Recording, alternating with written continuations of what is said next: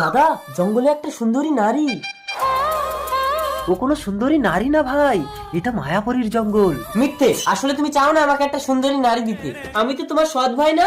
এই নারী, পাখিটার বুকে যেন তীর মেরো না। ঠিক আছে, তোর জন্য আমি ওই সুন্দরী নারীকে ধরে আনছি ভাই, তুই এখানেই থাকবি, কোথাও যাবি না, নইলে মায়াপুরী এসে তোকে তুলে নিয়ে যাবে।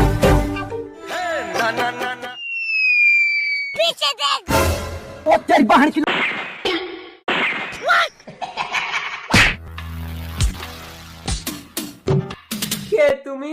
আমি জঙ্গল দস্যু, চল আজ মানুষের মাংস পুড়িয়ে খাবো।